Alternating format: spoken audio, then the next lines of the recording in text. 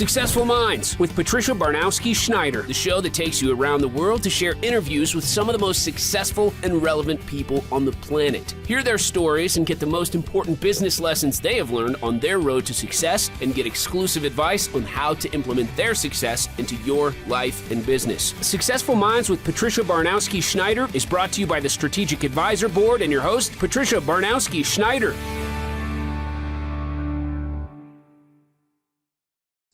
Hello and welcome back to Successful Minds. I'm your host, Patty Baranowski Schneider. Today, I'm joined by Christoffel Sneijders, a passionate professional dedicated to transforming lives. So he has lots going on, but I'll leave it to him to tell you more. So thank you for joining us, Christoffel. Tell us a little bit about yourself. Thank you so much, and almost say the same last name as me, Yes. Schneider. So yeah, Close enough. Close enough. Probably Germany, Holland, somewhere in the old days back. So. Who am I? It's a beautiful question because it is from, am I my work? Am I my personal life? Am I my hobbies? Am I, say, my passion? I would say now, probably I'm the most my passion. So I'm a passionate person about actually life and bring actually happiness, joy, wellness to the world. And also success and achievements. My slogan in my company, and it's always passion and performance. Follow your heart, but don't don't get your eye off the box or the achievement. No, that's perfect. Yeah. It needs both. And I think that's who I am and what I like to achieve with people and everybody. Nice. Say what I do, of course, now, but you all know coaching, etc., etc., etc. The thirst for life. And I would say we live now with 8 billion people in this world. I saw recently, we ticked that mark. Less than 1 billion is somewhere having a good life and can have every day 3 times a meal. And it would be amazing if somewhere I could be a little drop in the ocean to help that the other 7 billion also somewhere have a life they can be now a little bit better with. Right. Oh, good job. And I guess let's just start with this. Can you explain the concept of the Mars/Venus fallacy and how it affects individuals in their pursuit of success? Oh yes, I'm going to sit right away straight up for that. Talk about equality. You're female, I'm a male. We see everywhere equality and gender bias and the whole. Now, beep. There's an amazing book written 30, 40 years ago, Men, Venus, Men from Mars. And although the concept was great, it right away helped us to divide even more. Of course, men and female are different. We like to go into your cage. You women like to talk. Yeah. At that moment, we men had an excuse actually not to talk to you anymore. And your females had something like a reason why we somewhere would go into our cage and you could go out with your girls.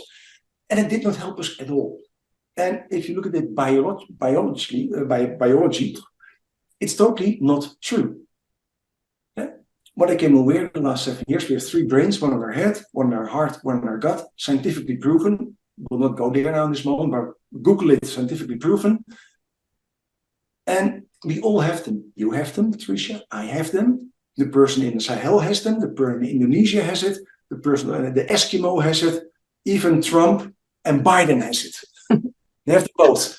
It doesn't mean we all use them. And that's where it's happening. We as male and female are actually in a lot of societies socialized. Now, you're wearing pink, I'm wearing blue. We could not be more now typical. Yes. In that part, almost in a gender bias. Females have to be sweet, caring, understanding, supporting, etc., etc., etc. There's female traits, we call them even. Right. And we have male traits, this strong, decisive, burping, farting, being strong and hunting out there. And being the CEO, being the boss. And actually, that's totally beep. Yeah. Because when you look at it from biology reasons, your gut brain is actually everything that describes those male traits.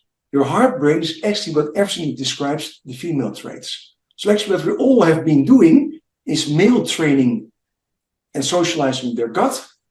And for females, we socialize their heart.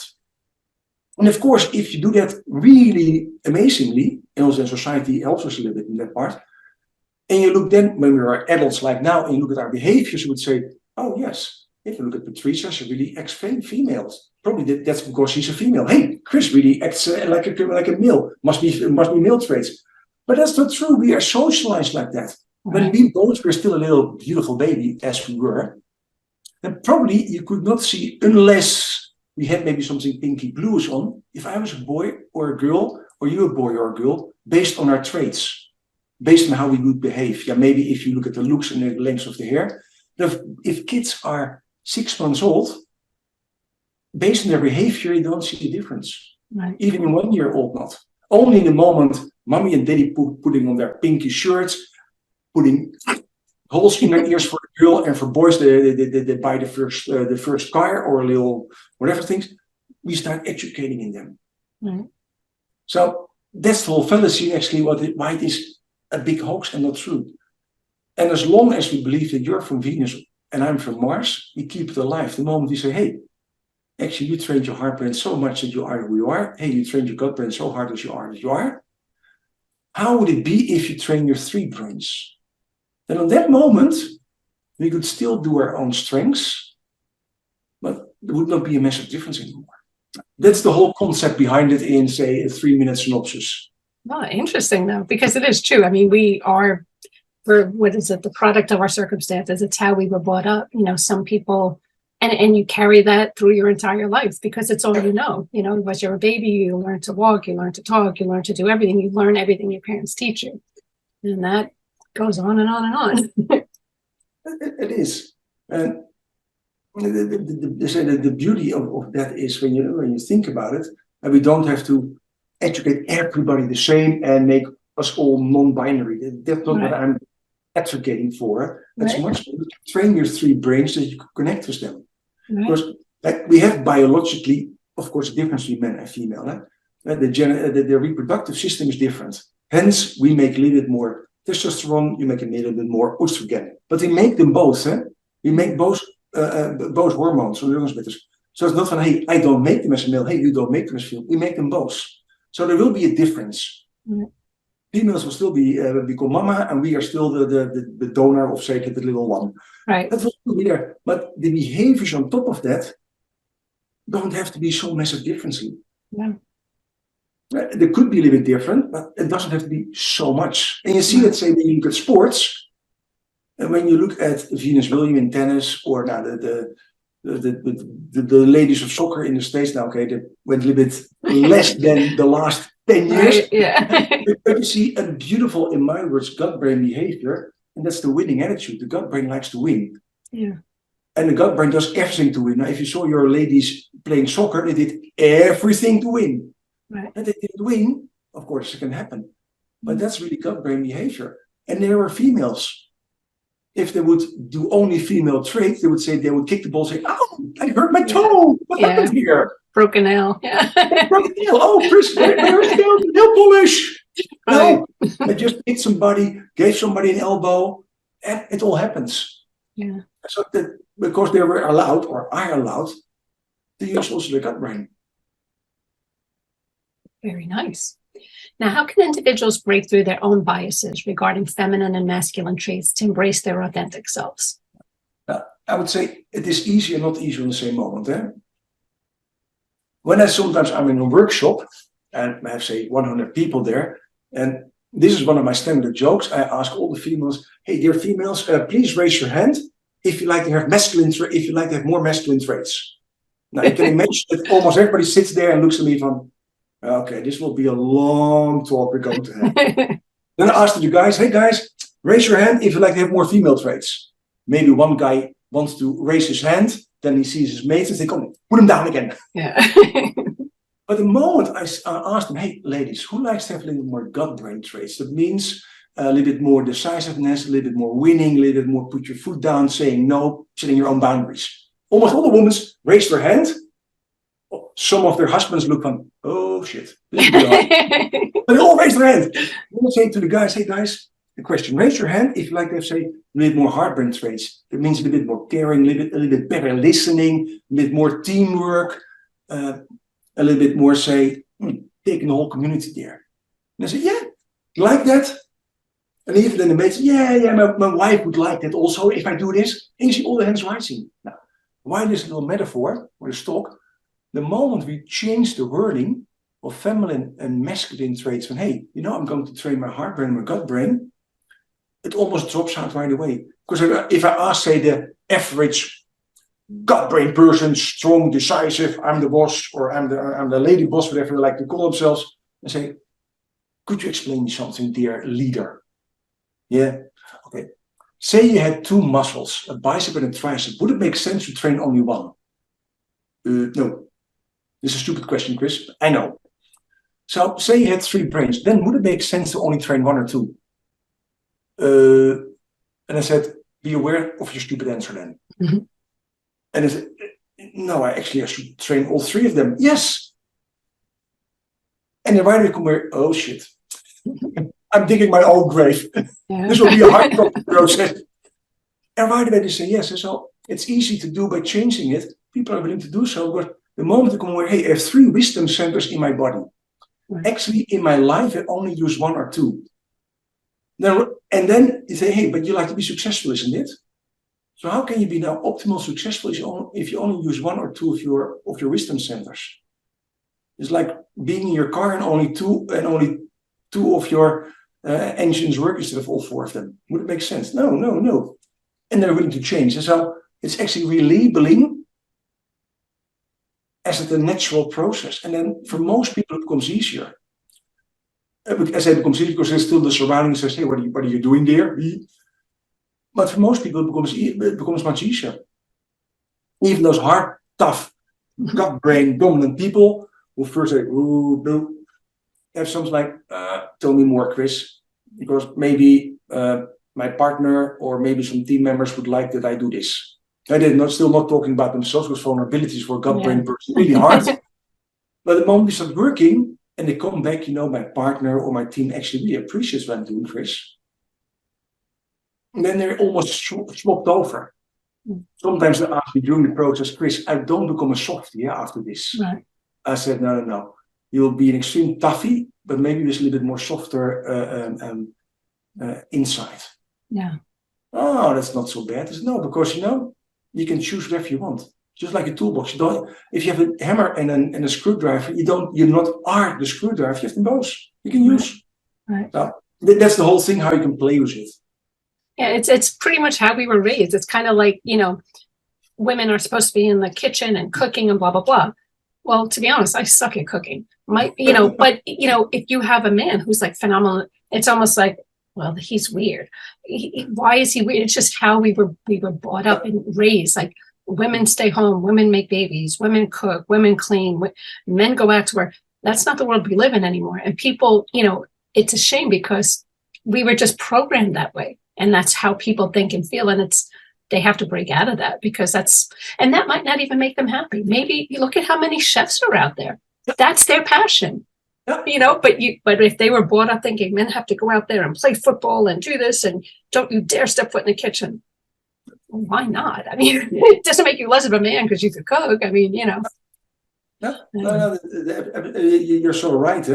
We have a lot of jobs there somewhere. In the old days, if you would do female soccer, and then you were not a female, probably you would be gay. And maybe some are, but that's how they were raised. It is in female soccer, they're a little bit more open about it. In male soccer, we still don't dare to open out. Right. There's only a small percentage, like in the rest of the world.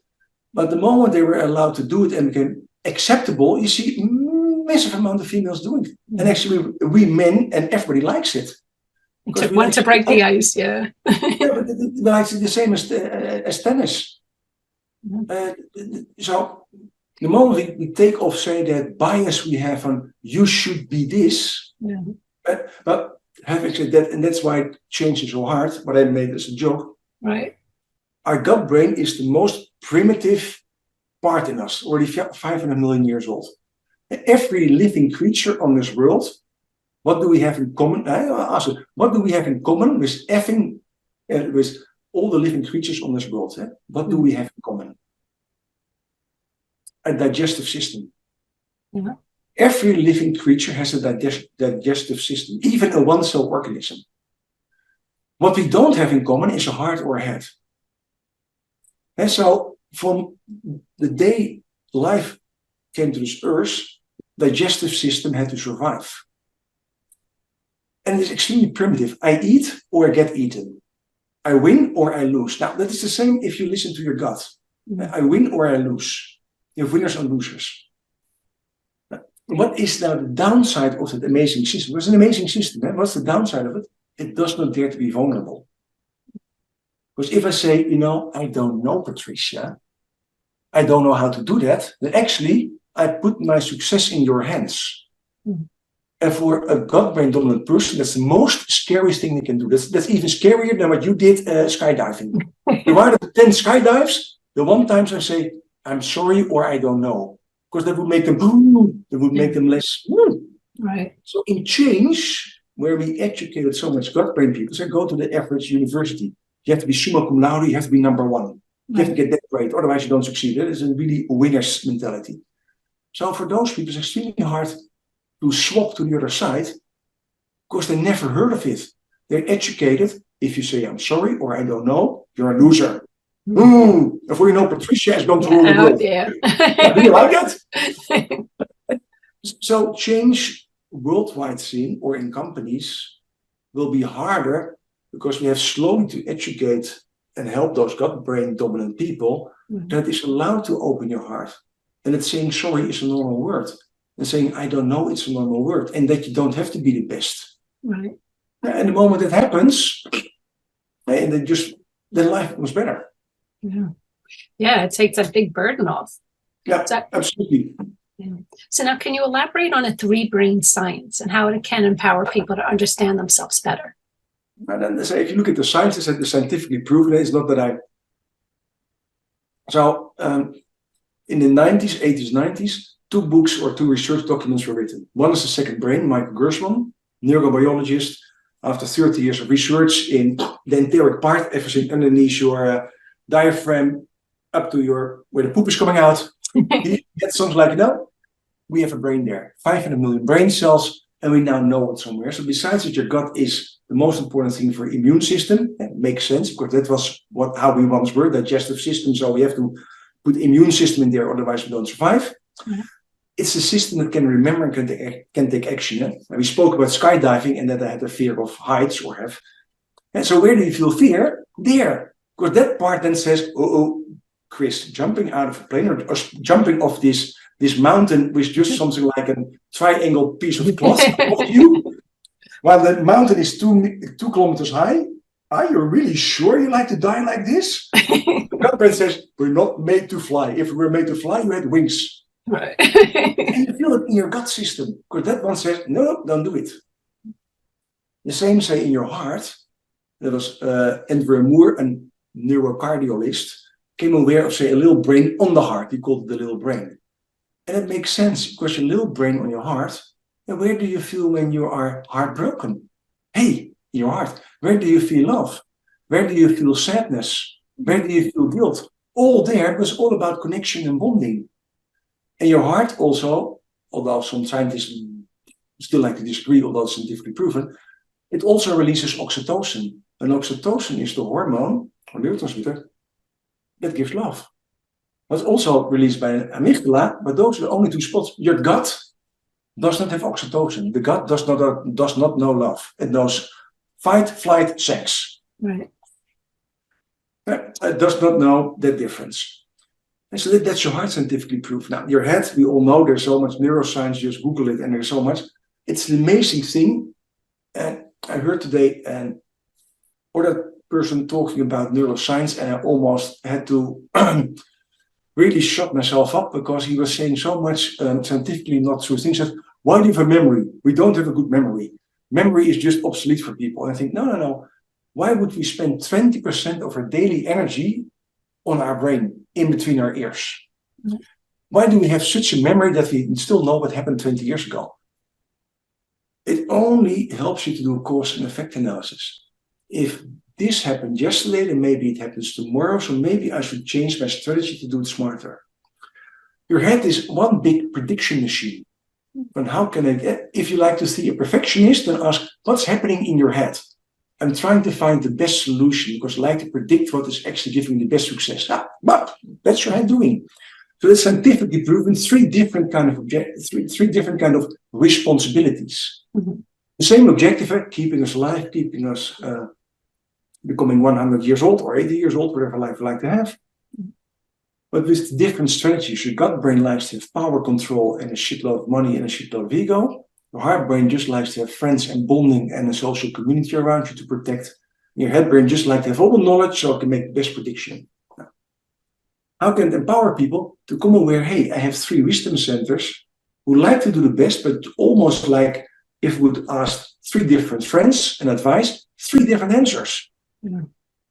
So to create, they have to actually come aware, what do all three of them say? Come aware that maybe they have three different ideas. Mm-hmm. And then come aware, hey, how can I make from the three ideas one combined idea that all three say yes? Right. Because do you know one thing? Do you know what's the worst thing that happens if you just follow one brain and you don't have success? Right. Then you say after, oh shit, excuse my French, I should have listened to my heart. Right. I should have followed my heart. Oh shit, I should have followed my gut feeling. Oh shit, I should have thought this through. Right. If you use all three of your brains, it doesn't mean you have always success, but you will never have regret. Right. Your regret is right away out of the window because you know you did all the best you could do. Mm-hmm. And it gives a huge difference. So, Interesting. and a bit more. No, interesting, because it is true. I've been in situations too where it's kind of like, oh, I should have just listened to my gut, because it was something didn't feel right, and you just go for it, and it's like, should have just listened, But I guess that's a tricky thing, how to sync them all together so that you're listening to the right thing, Yeah. So now, as a passionate professional dedicated to transforming lives, what led you to focus on human behavior and change your whole career? Now, you have said that the beautiful thing is my passion. And that's the beautiful, popular answer. It is, by the way. Secondly, I came aware I have a talent for it, so that helps. Right. But thirdly, say things in my life also happen, and I say, no, I like to do that. I had a burnout. I was bullied at school. I had somewhere one moment depression after divorce. And all those things made me let. So if I have it, how do I overcome it? What is happening there? Right. And it made me learn from, okay, if it happens to me, what can I do then better? And I came where in my life, because I started as a software engineer. And I came where, okay, I'm good in it, but I don't like to sit the whole day behind the computer talking to my computer, because it doesn't work. At least not in the old days. So I changed, say, becoming sales marketing, led a little team of 5 people. And actually, I came aware, but just listening to the people and talking to them and just giving them sometimes a cuddle, sometimes a kick in the ass. They started to do amazing. And I thought, actually, I like it to help people. And that really made me, after I got sacked, because my director was not really in favor of my approach. He said, no, you have to kick them harder, be stronger. Right. Old school leader. And I said, no. You see how they perform, they're amazing. Yeah, but I said in some meetings, you don't talk only about figures and sales. I said, no, I talk about how people are doing. Yes, but it doesn't help. I said, now look at the results, it helps. Yeah, I don't like your approach. Now, having discussion with the owner of the company, I learned you can win it, but you still lose your job. Yeah. It's hard to work with people that aren't like on the same path as you, They see so then after I got sacked, I said, okay, now I'm going to do what I like to do. I joined a training company. And I joined a training company 30 years ago. I would say best decision ever. And then I really came into it. And then I came aware, actually, I like it. And wow, I hear from people I'm good at it. That's also nice to hear, by the way. Nice. So, after in that period, after almost 10 years, I got a burnout. I thought, I'm working 10 years in this field as behavior trainer, coach, leader. I got a burnout. So probably I only know one little part of how life is working. Okay, so that sparked me to learn more. I also became a therapist, got a divorce when I immigrated to Australia. That really broke me down again. I thought, okay, I thought I learned again a lot of extra things, and I'm now still back on my knees. So probably I'm still missing some really essential stuff. At least you figured it out. And it helped me to learn more. And as a therapist, I work with people who have sexual abuse, physical abuse, emotional abuse, weight loss, alcoholism, and those kind of stuff. And then you start really diving in. What keeps people now hooked? to the old behavior? Why do they stick in that coping mechanism? Why can I not just, like I did, or why can I not just forget my painful past? And then I became aware, your head can accept it. I know why I got a divorce. So what's the issue? Because my heart actually was still feeling broken. So as long as I didn't fix my heart, my head could say, yeah. And so then I learned actually the head, heart, gut in all my research. And that's somewhere I led into that. So it's not only the happy story, oh, I followed my passion and by the way, I saw the light. Now it's also say in the personal experience what led me from, hey, it's there. And absolutely also seeing people who are, say, sexually abused. And after 30 years, I still remember one lady, she was sexually abused by an uncle, Italian families, when she was 12. Then she started to gain weight when she was 14. That stopped the abuse. I saw her when she was 64 and still had a weight issue. And that is 32 years later. 32 years, she was already carrying 30 kilos, 40 kilos more to protect her for her uncle 30 years before. And that really, I still remember it because somewhere it broke my heart. I thought from, this is so freaking unfair. One, they should chop off his damages. And that was my first reaction. Okay, that helps with this moment. Right. Get rid of that thought, Chris. And I thought, how can I help this lady? And I still remember, I said to her, I'm going to do everything in my power to give you back happiness. Because you don't deserve 32 years of prison based on what happened there. And I helped her extremely well, by the way, I have to say, because using all this stuff, it's like, oh wow, it really works. Yeah. And then I started developing it more. But really also that lady really sparked me for, this is so freaking unfair. This should end. I should find somewhere tools with all my knowledge to help her. That's awesome though. No, it is true though, because you don't realize that you might just bury it in your head, but it's still in there and it still affects everything you do. And, like I see that even with people I know, it boils back down to how they were raised, how they were brought up. And those things still are in, like, they don't have no clue about it. But when you start looking at the big picture, it's like they're still carrying how they were raised with whatever happened to them when they were 5. And, people always say, well, it's too late now, but you can show, no, it's not. It's never too late. It's never too late. And they say, Christoffel Sneijders wrote a book about it, the body keeps the score. Peter Levine wrote some books about it, about somatic experiences. He actually inspired Christoffel Sneijders to write his book. Because the body does remember, based on the heart and the gut have a brain, they remember that. Because the gut brain, if you think about the gut brain, what's the tools of the gut brain? What does our gut do and our digestive system? Eat. Okay. That's what it do. Because without eating, so in protection, it thinks you need more energy. You need to be stronger. Hey, food makes you more stronger, gives you more energy. Hey, by the way, if it gives you a lot of food, then maybe you feel much more protected. You feel less attractive. And because also attractiveness is somewhere in the gut brain stored. And what do we find attractive? So if we become less attractive, hey, then maybe I survive myself. So the moment you can educate, in this case, that lady or her gut brain that's not needed anymore, then poof! And she lost those 30, 40 kilos within half a year, right? Without actually dieting. Wow. One, it dropped off because she threw away the weight of the abuse. And secondly, because she felt safe again. And it was freaking amazing. And so the conditioning is there. It keeps stored there. Right. And yes, and we don't know it. Because do you know why I have a fear of heights? Actually a fear of falling, I always say. No. Because when I was 1.5 years old, I climbed out of my little bed to see my sister in the living room. My climbing went good.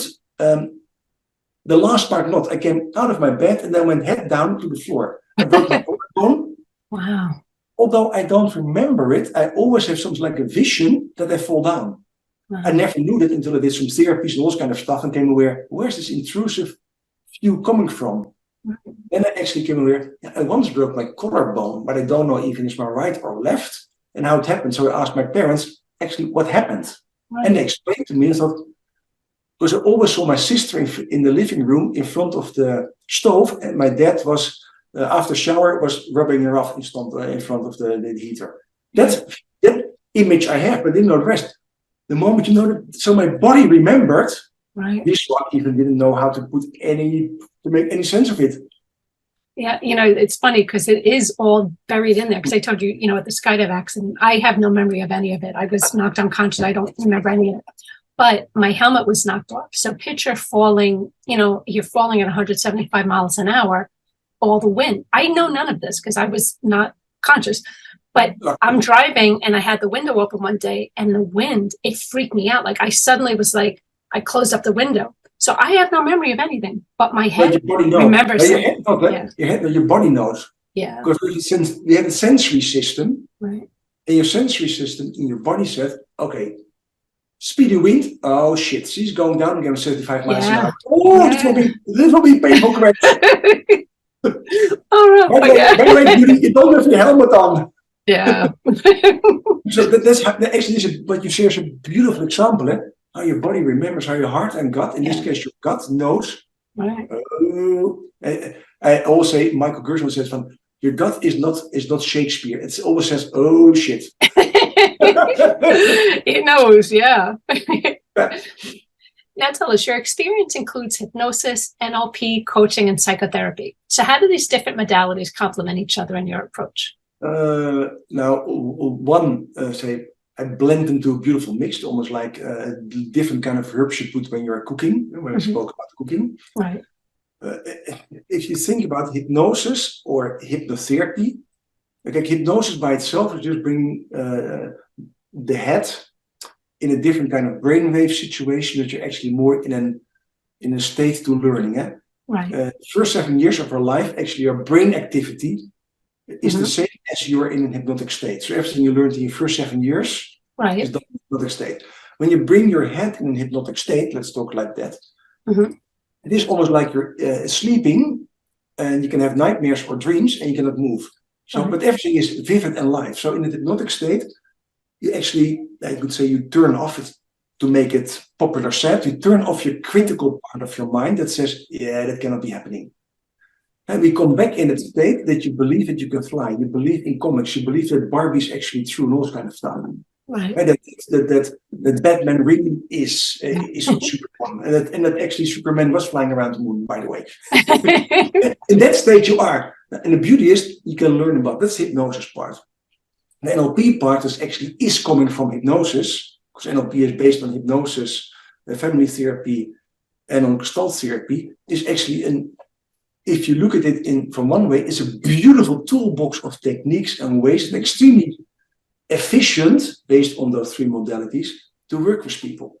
So I blend them in. So a lot of things in hypnosis, you can use the NLP tools to make rapid change, if you would call it. Right. Now, psychotherapy is helpful if you do analysis, if you have your talks and those kind of stuff. And the coaching part is when you like to go to the business world also. Right. The hypnosis, NLP, you could say are more used in the therapy world.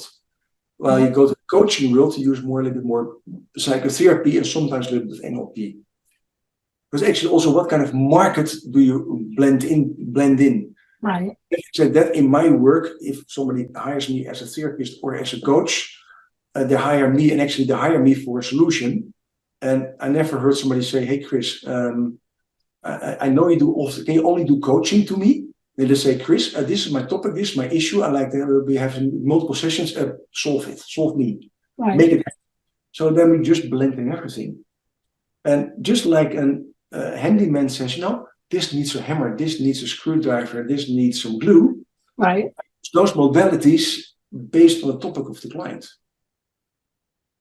Makes sense. Actually, based on the system that we have three brains, and your three brains actually, based on what I said in the beginning, those three responsibilities they have, connect to an issue. Because what's the beauty? Most times when you talk about an issue, and let's use this, the brain that is not talking, or the brain that is part of the issue. Right. Because it does not contribute its wisdom to the solution. Right. So I blend those in, so the analysis will often say, hey, in my words, which brain is talking or which brain is silent. Right. And the other things are actually tools to help a client go on. Okay. Now, tell me, your book shed light on the workings of our three brains in personal and professional relationships. So can you share some practical tips for fostering greater understanding and harmony in relationships? In relationships, I would say it is easy and hard on the same moment. Besides the love component and the mutual attraction, all kinds of things, that's more, say, you could almost say spiritual or really a little bit less scientifically brainwave there. Right. Okay. Okay. If you think about relationships, there are two beautiful things. One, opposites attracts, as we all know. Right. And that makes sense because opposite attracts actually, it has a reasoning, because then you actually have all the three brains in a relationship. If you're more heart brain and you're attracted to gut brain, hey, I've got both. Yeah. So it makes sense. There's only one pity, because they have different responsibilities. There's no equality in a relationship. The gut brain says, hey, it's about me. And the heart brain says, oh, it's about you. The gut brain is totally happy because two are for me. The heart brain person says, hey, by the way, when it's for me? No, we agreed to the gut brain. It was about me, and you would also be about me. So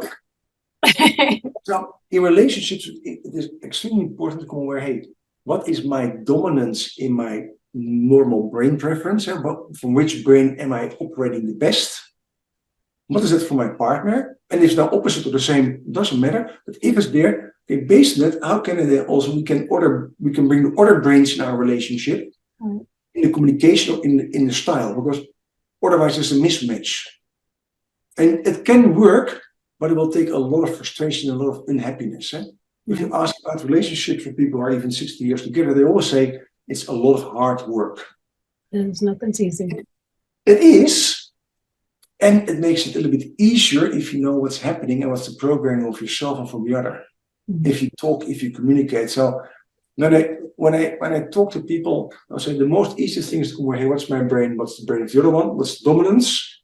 And then secondly, okay, knowing that, what are then the communication styles of, say, our preferences, so we know what's happening and what are also their needs.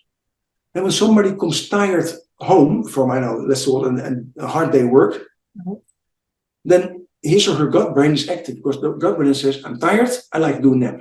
Now, if you then stay the whole day home because whatever, you were day free or whatever, you like, and you say, hey, I didn't talk to anybody, hey, let's have a bit of a talk. Heart brain needs. Then the gut brain says, I like to do a nap. The heart brain says, I like to talk. And then you have within 5 minutes, you have a conflict. Then you know, okay, my partner now has a gut brain needs to do a nap. Okay, take 15 minutes, 30 minutes just to get your energy back. And then we come back. Then it's okay. The gut brain, on the other hand, who comes home totally turned off and say, okay, my partner likes to talk. You say, could do. No. Just ventilate for 5 or 10 minutes. And if you don't mind, then I just go take a little nap or just fall down on the couch. And somewhere find that compromise. Right. But it's just knowing what are the needs from the other. And it sounds so easy, but if you know where your brain dominances are, it becomes much easier because you can see the patterns extremely easy. Right. No, that totally makes sense. Compromise. So I guess tell us a little bit more about the Three Brains Coach certification training that you provide and how it empowers others to create lasting impacts in their clients' lives. What I say now, it sounds all easy sometimes. And it is easy, I would say, but that's not fair because I'm already 7-8 years really in this. So after 8 years doing something, saying it's easy, that's not fair because I spent probably 10,000 hours on this. In training, what they teach people, leaders, but mostly coaches, is okay to really come aware which brain is talking. So you have a client who comes and have A, B, C, D. Then to make an analysis, which brain of the client is actually talking when he or she talks about the topic. Which brain is now in favor, which brain is silent, which brain is actually protecting the old system. From there, okay, how can you then bring all the three brains into the discussion and find a common solution? So in the coaching, I learn people, okay, what do you do if a brain is blocked? And what I mean is a brain is blocked, that say now you fell once out of an or skydiving. Well, let's not use us. Say you have a sexual abuse, like we had that lady there. Then you can imagine that her trust system is somewhere heavily violated. So her heart is not totally open in trusting people anymore, because you should trust your uncle. Now your uncle did some horrible stuff. So So then she has a brain block in her heart to really open up. So what we have to do then in the coaching with the learn people, how can you actually bring that trauma outside her heart? And so we learn actually how you coach somebody without becoming a therapist, without saying, okay, can you tell me what happened everywhere? Let's lie on the couch down for the next 5 years. In a couple of sessions, how you can make a massive change to get the trauma out of the system. The same about limiting beliefs. I'm not good enough. I'm not smart enough. I cannot earn enough money. People should be honest. I should never cry. And all those, beautiful things we have. Right. Most of them, we learned them as a coping mechanism based that we say what we in our family system. So I also in coaching training, I learn the coaches, how do you actually change that limiting belief? And if you think about, again, the 3 brains, it's again extremely easy because we learned it somewhere as a coping mechanism because it made daddy, mommy, whomever happy. And the moment we learn the heart of the gut, hey, by the way, you're not 5, 6, 7, 8 or 10 years anymore, then poof, it falls away. Because why it's so easy and so beautiful, and don't have to become a therapist in that part. It's the only part in your body that knows tomorrow and yesterday. That's the beautiful part in between your ears. Only your head knows tomorrow and yesterday. Your heart and your gut are like the average cat or dog. They only live in the present. That's why they're always happy. That part. But it also means that what happened 30 years ago is for the head or for the heart or the gut still now. That's why post-traumatic stress syndrome also stays in the body. But the moment also then say the heart and the gut know, oh, it is actually not now anymore, but 30 years ago, it just disappears, poof, in 1 second. It's just amazing. And why it's so important to know, do you know when we as human beings on average learn actually tomorrow and yesterday, at what age we learn that? No. 6 or 7. Before the age of 6 or 7, our head does not know yesterday or tomorrow. I ask an average girl or boy of 4 years old, hey, shall we next week go to the cinema? They already put on their shoes, say, let's go now. Yeah. Or say, tonight we have a beautiful dessert. And before you know, your little one is already coming out with a plate and, yeah, we should eat dessert. No, tonight. And 10 minutes later is it already tonight? Yeah. No, tonight's when it's dark. That's true. Then the first light goes down. It's dark. No, dark is actually in 2 hours. And they really get totally confused. Mm-hmm. So all the things that happens before the age of 7 is learned as is now without the time concept. That's why what we learn in the first 7 years is so extremely strong embedded in us. Right. Because there's no cause and effect or rationalization about it. No. That's what I teach in the 3-brain coach training. Right. And how to let coaches, leaders, or just everybody who likes to learn something more, right. I can do it. No, it's amazing because it is true. I mean, like everything you're saying makes total sense now, which we just normally don't know this. We just go with the flow and that's just how life is. And you don't realize how it is. Like, it is true. Like I see even with my grandkids, everything with them is 5 minutes, 5 minutes. 5 minutes to them could be 6 hours, but they don't know. It's just 5 minutes. And like you say, going to the zoo, next, when school starts and every day it's, this is in the beginning of the summer, kind of like, are we going?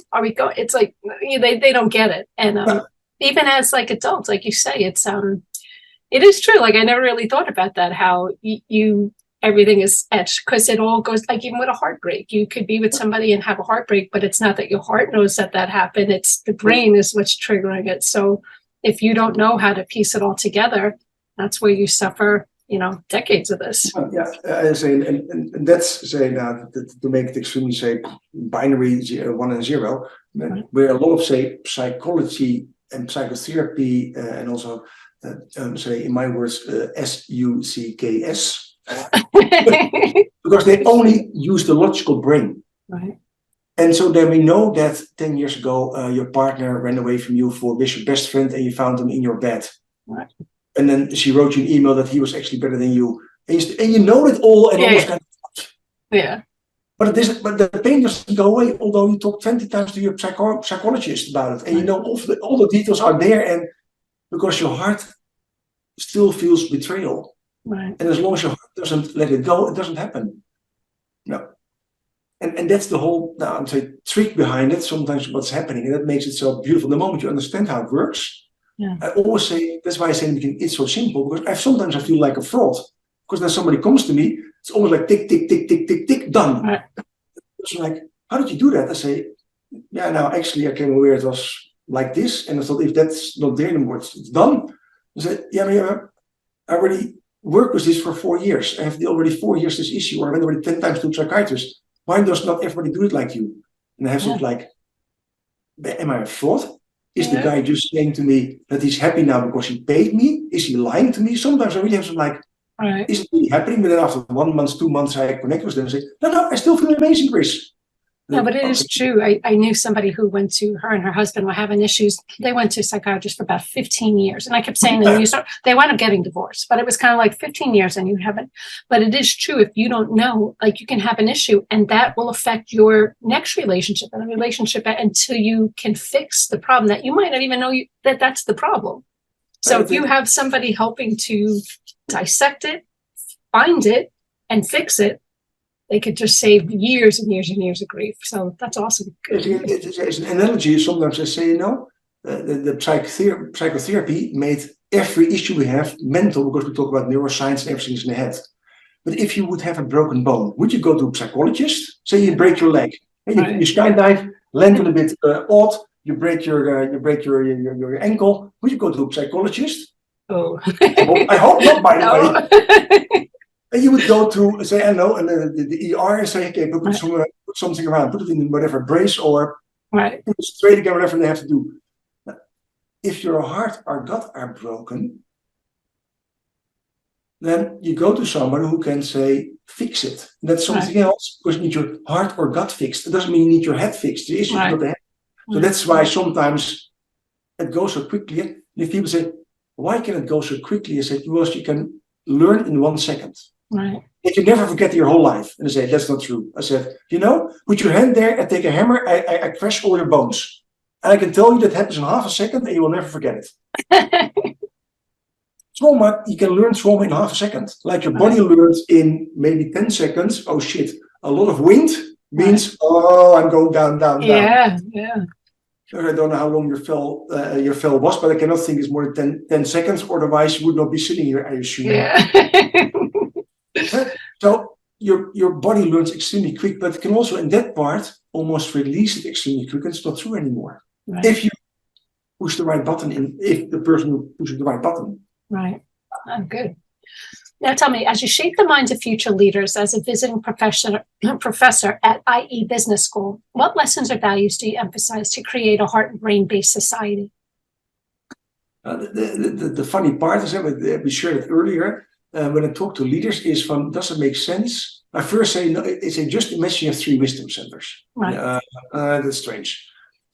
That's okay, there's some science. So we see some science, people say, that's okay, that's probably true, but then start accepting it. Then do some exercise to come aware, actually, I just follow sometimes my feeling, although it's not logical. What I let them do is to stand next to somebody on one side with their eyes closed. Then I let their eyes open and let them move to the other side. Eyes closed again and said, what feels better? And everybody has a preference. I said, okay, so with your eyes closed, you have a preference to stand right or left for the person. Where's the freaking logic? Where's your P&L analysis? Where's your Excel sheet? Where's your pros and cons? Right. It's a feeling. Okay, who's in charge of the feeling? Now, then we get somewhere. Okay, so that's true. So the moment they become aware that it's true, that's okay. So you have now 3 wisdom centers. These are the 3 things they do. And then people become aware, hey, if we use 3, we have more success. And then we do sometimes group exercises. And the amazing thing is, and that makes sense, everybody loves sport, the team that works the best together as a team, most of the times win. It's not the 3 most intelligent persons who you put together win. You can have, say, the lesser intelligence, but they work extremely well together, that win and outperform the 3 IQ 180 Sheldons from the Big Bang. Right. You just work together. Yeah. And then they come, why do they work together? Because they use their three brains. They use the heart brain to connect, the gut brain to make the assignment perfect, and the head brain to put logic in it. Bam, and they win.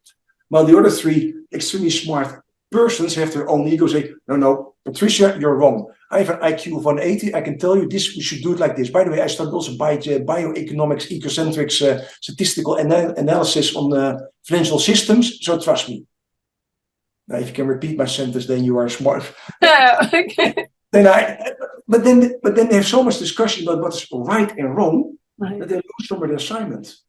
So the moment they become aware, oh shit, it's not about who's to bring the smartest people and actually to create the best team. They start to remember, how do I create the best team? It's now actually to connect all those dots. Because see what's happening with those people. Why did you work together? Now, we listen to each other. And then we listen to each other. We appreciate comments. We see feedback not as a personal attack, but something that to make us better. And it's actually opening your heart and those kind of stuff. And then these are like, okay. And most of them, the funny part is say, Chris, what's actually strange? I said, no, I don't know what's strange. Surprise me, please. My partner actually thinks I'm a better person now after following your training. And that's most times the first feedback I get, that their partners see why they change. Of course, they become more open, more listening, more connecting, more empathic. Because that's actually what we learn in that part. And they come aware actually that the relationship is better, that they have less fights. And I think, hey, bye. And by the way, Chris, if I work now in a team with my students, we also do much better. So I just let them experience it, that it helps. Because if they experience it, you don't forget. Right. Actually, that it brings me to my next one. So how have you positively impacted the lives of over 10,000 people? And what inspires you to continue making a difference? And I'd say that the last 10,000, I did it in the last 20, 30 years. So I say in the beginning, it was a little bit, I would say, less than now. And let's be honest, that was the learning journey. So in that part, I influenced them all in this part. It was the initial intention to make this world a better place and to make better leaders was already when I started my coaching and training career. And so my big objective, that's why I wrote the book, as being dyslexic. I'm dyslexic, so really let me spell a word and you will have fun. Put me in the context of Scrabble and you see somebody cry. That's me. Because I really don't see the words. Right, okay. I wrote the book and I really went through that whole journey of writing a book with one ambition, to bring this out to the world, because we can make our own life, our partner's life, our kids' lives, and a bigger society life much better. Because wouldn't it be freaking amazing? Or grandma, I just became a granddad, I came aware. I know that I'm a granddad, that our little grandkids would live in a world that's better than our world now. Would that not be amazing? Yeah? Less hate, less violence, less bullying. Just imagine that your grandkids would know for sure they would not be bullied at school if they would now wear pink, yellow, gray, or I don't know, they would shave their head bald. Right. And they would just not be judged, whatever, they'd just be accepted. Wouldn't that be freaking amazing? Yeah, for sure. Yeah, so that's my passion for the future. That's why I wrote a book. That's why I do that brain in my training.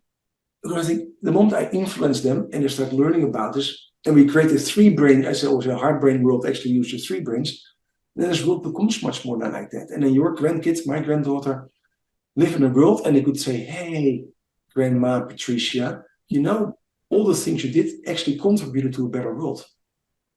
Wouldn't that not be freaking amazing? Yeah, for sure. And you feel like you achieved your purpose in life, Okay, and that's my purpose for the future. That's why I reached out to you and hey, I'd like to be your podcast. Besides that, I read about you. Happy birthday, that's nice to talk to. I thought I'll be there because she has an audience I probably don't reach. And if one or two or three or five people, or maybe all of them say, oh, wow, after okay, let's spend $10 on that book and read what that crazy guy wrote. Oh, by the way, it helps. And you start thinking it, then all those people who listen to you will create a little light of beacon in their own lives for their partner, for the kids, for the grandkids, maybe for the school, maybe for the work. Right. And so many all those little spots happening that we create something more beautiful. No, I mean, that's actually perfect. Yeah. So that's my future dream. That's where I come from or where I like to go to. No, it is true because I always say, everybody, I only know so many people, I mean, I I know people, you know people, and that's how the whole world connects. And it's like spreading the word. And it is true, especially if it's something like this that I feel is really important. And, I always tell people, when people say, I don't know, is my story good enough? I said, everybody's story needs a voice, but let me hear what your story's about and see if it's something that, because some people came with some really wacky stuff. But, this I think is really important, especially in the world where everybody's changing, everybody wants to fit in.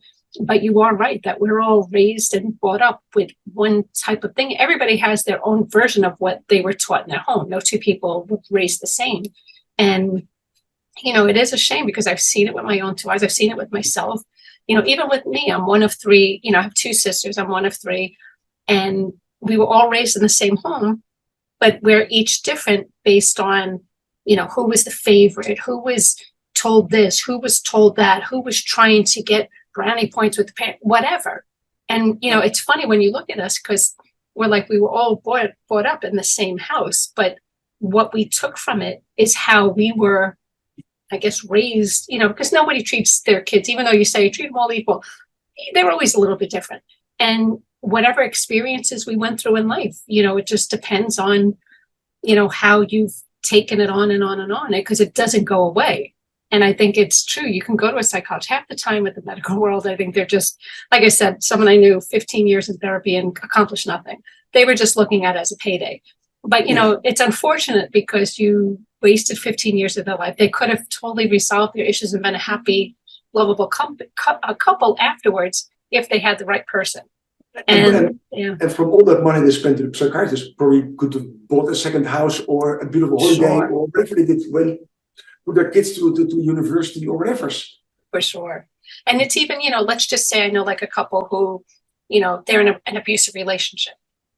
Well, no one's telling you to stay in abusive, but what's causing that? Who's the abuser? What's causing that? There are ways to resolve this. And unless they're with the person who really understands and knows how to put them on the right track, it's unfortunate. And I think everything you're saying makes total sense. And it's something that a lot of people don't know about. Like I never heard of the three brains, and what you're saying makes total sense. I still remember when I was still in the early days of now bringing out my book, talking about my book. I still remember I went to say a family member, and I talked about it, and he is really a rational guy, engineer, smart ass.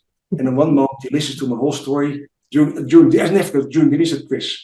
I know for sure what you say is not true. And I sit there with my fork almost in my mouth and, okay, let's put it in. How do you mean? He says, if this was true, I would have read about it. And that was his truth. He said, because if it's already out there for 30 years, why is it not in the news? I said, that's really easy. I said, just imagine you have three brains, and it would be true, and it is true, by the way, scientifically. And what would it mean for the psychiatrists, for psychologists? What would it mean for how they practice with people? It looks to me that probably I would all have to change their model. I said, yes. And do you think 1 million psychiatrists, psychologists are really willing to change the system now? No. I said, think about the medical world. If that's true, then all the medication that may be prescribed, maybe it could also be a little bit different. And maybe some medication is not needed anymore, like we see now actually with all the gut immunity. Sometimes changing your gut bacteria does already a lot of things. For Parkinson, as an example. So do you think they're really happy with those stories? No. I said, no. If you now say twice no, how do you think then why it's hard to get this story out? I said, yeah, it makes sense. It will cost a lot of people a lot of money. And that's actually why it also stays there somewhere. Right. And it is a little crazy. Like I have my own pet peeves with the whole medical world, and because it's no longer like doctors and hospitals and pharmacies are your best interests at heart. Like I've had actual medicine that worked 100% for me taken off the shelf because the pharmaceutical companies aren't making enough money. Nothing wrong with the drug.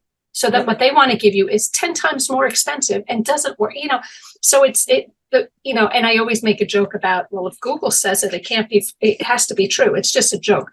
Yeah. Half the stuff you read, it doesn't mean it's, I'm working in the PR and marketing world. The whole way it works. You hide the bad news. You promote what you want to. It's so you can't base it on if I haven't read it because it's almost like politics. It's no longer what's best for you. It's what's best for everybody else. So because it's not red because it doesn't accommodate the pockets of everybody else. Doesn't mean it's not true. There's a Dr. Mosley, and I always forgot his first name. And he's really a doctor. He's a doctor, not like me. And he's a doctor. Went to the whole medical school. And on one moment, he also got diabetes 2 diagnosed. And he just lost 30 kilos. Now, not just, but he lost 30 kilos. Boom, diabetes 2 was gone. Okay. He researched more, did a lot of things, wrote a book. I know the 600 calorie diet or 800 calorie diet. Wow. Okay. And based on all the research, every diabetes 2 person is overweight. If they would lose their weight, probably 75% would not be diabetes 2 anymore. Right. What is now, if you go to the doctor, the cure if you have diabetes 2, is just what you say. On the shelf, we have product XIZ. It will cost you $1,000 a month, but will keep you away from all the symptoms of diabetes 2. Will it solve my diabetes 2? No, but you will not have the symptoms anymore. Right. Oh, wow. Only $1,000 a month? Yeah, only $1,000 a month. The doctor is not allowed to say, by the way, dear client, you're 120 kilos. You know, if you will become 90 kilos, your diabetes 2 will be gone. So the first thing to do is actually send you to a nutritionist or to someone, to a psychologist, or to Christoffel Sneijders, who helps you just solve your shit out or whatever. Yeah. But that does not earn the pharmaceutical those $1,200 a year. Right. So yeah, we got stuck in that one. Yeah, it's definitely not good. I mean, same again, not to bring up stuff about me, but I used to suffer from terrible migraines, and this went on for decades. And I was on every pill under the sun to the point I was taking injections for them because they were terrible. Oh, wow. Yeah, they were bad. My dad also had migraines, and I know from the outside how people suffer from it. Oh, it's really horrible. You don't wish that to your worst enemy almost. Maybe some knowledge, but not a lot. But I was getting them 4 to 5 times a week. I mean, they were terrible. Yeah. The crazy part was no one ever diagnosed why I'm getting them. It was just, here's pills, here's this, here's that. And it turns out that I used to take a bunch of vitamins. Just, you read, of course, because the internet can't be false. You read that after a certain age, you need to take this vitamin, that. So I was taking a ton of vitamins. Nothing bad, but obviously it was my body's reaction to, you don't need this. So when I was in the accident, I was in the hospital, I had no idea, again, I was out, but I wasn't taking my vitamins. And I remember my husband saying, it's almost like you went through a detox. He's like, they had to put ice blankets on me. I was like burning, but I had no fever. They didn't know what was going on, but I never had, I wasn't taking my vitamins. Do you know I never had a migraine since? And I'm like, here I was for like 30 years suffering with this, all for something so simple. But the doctors don't care. It's how much money can they make? How much money can the pharmaceuticals take? So getting someone who, even if you're not an actual PhD, who understands this and can help people. I mean, you've helped over 10,000 people. I mean, that's amazing. And getting people to understand that there is a solution. You don't have to suffer. You don't have to, live a life of misery. Let us just figure out how to make you better. It's amazing. Because vitamins are good, but too much is not good. A little sip of red wine is good. Drinking a bottle a day is not good for your liver. Yeah. I mean, I'm a vegetarian. I eat healthy. So, you need some, like the doctor I have now, she's pretty much, you don't need all this. You need 1 and 2. That's it. And I'm like, don't I need that? No. You need some additions because you don't fight, because you don't, I say I'm a pescatarian, although I live in Spain, it's rather hard to be really vegetarian because it's impossible. Right. If you ask here, can you have vegetarian? They say, pollo. I said, no. Chicken. I still remember, that's not meat. I said, no, say that to the chicken. Yeah, I'm the same now. I eat chicken and turkey, but yeah. I mean, they can tell from the blood work too, what you need, what you don't. But most doctors are just like, oh, you need this, you need that, osteoporosis, blah, blah, blah. But you can tell, how are my bones? Do I need that? But again, what do I know? You're so right. And migraine is actually just like an autoimmune disease, always coming from something else. Because genetically, only from all the diseases, I think genetically we only have 1.5% or 0.5%, where all the diseases are genetically. Yeah. Most of them are environment, or actually our social system, our 3 brains are not aligned to this current world. Right. Because every cell in your body likes to be healthy. Why do all the animals, or almost all animals, have our diseases? Because they don't have all the craziness. They don't have phones and WhatsApp and Messenger and Meta and X, formerly known as. They don't have the thing. They have totally different kind of things. So that the same, their food is still saying much more natural than we have our food now and how it's processed. So by changing it is, I would say, rather quote easier. My dad's migraines came actually from that he was sacked from his blood, that everybody got sacked from his job, and he felt, say, useless in his life when he was 55. And he got really unhappiness from that. The moment he changed that, migraines never came back anymore. And he also had them for 10, 15 years. And I think, oh wow, 10, 15 years unhappy job, migraines, you got sacked, and within a year you don't have them anymore. Wow, that's interesting. Right. And so our body knows, because everything in your body likes to be healthy. We're not born to be sick. Right. The only thing is we have a misbalance, just like you and a lot of people have. And it creates it. And you found, luckily, I'm so happy for you, you found somewhere you're misbalanced. You were doing actually too much. Too much of it. Yeah, and it makes sense. Yeah. The same, I remember 20 years ago, I took a super vitamin, really amazing and the best top of the shelf. And I got little pimples and I got something other things. And I was like, what the hell is happening? I stopped those amazing pills because they were actually bringing too much inside my body, but was in that moment not needed. Right. Yeah, so I know your story. For you, it was only pimples. Now you look a bit crazy. So you're in your 30s, you have pimples. Okay, Chris, are you in your late puberty? Yeah, something like that. Go with the flow. Go with the flow. You know, I'm a bit slow. This shows it. It's the stress of the job. Yeah. It's the same, eh? You know, stress can do so much harm to us. Yeah. Because stress is an amazing thing. It's a fight or flight response. The only thing we don't learn how to shake it off anymore. Right. And if you have too much stress, your system goes in the fight or flight response, and sooner or later you get a chronic disease. Period. So you have an amazing story, but tell us how people could get a hold of you. Now to call you, no kidding. You say call me, sure, it's all good. I'm really bored today.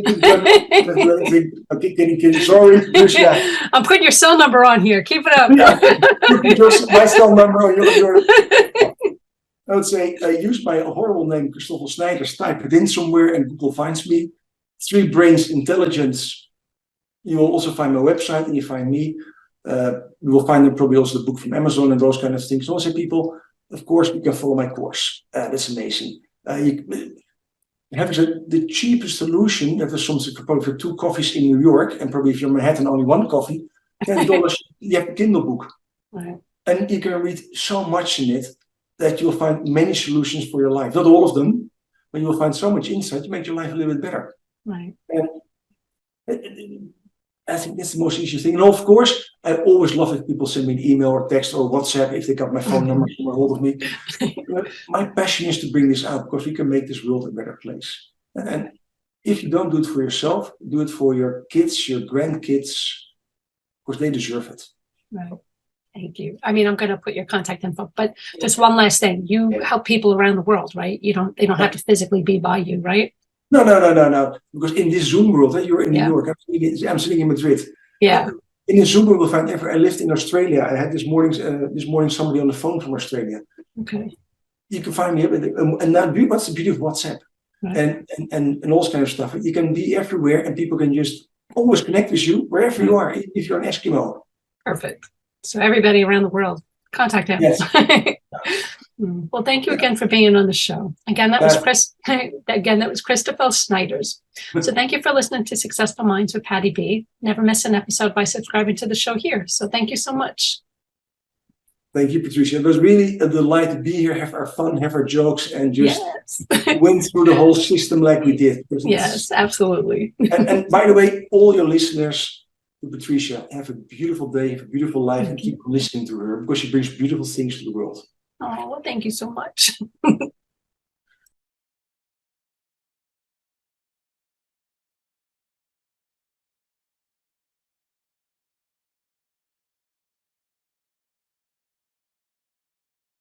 Thank you for listening to Successful Minds with your host, Patricia Barnowski Schneider. Please leave your feedback and visit strategicadvisorboard.com to get the latest and greatest business advisement on the planet. Follow us on social media for updates, and we'll see you on the next episode.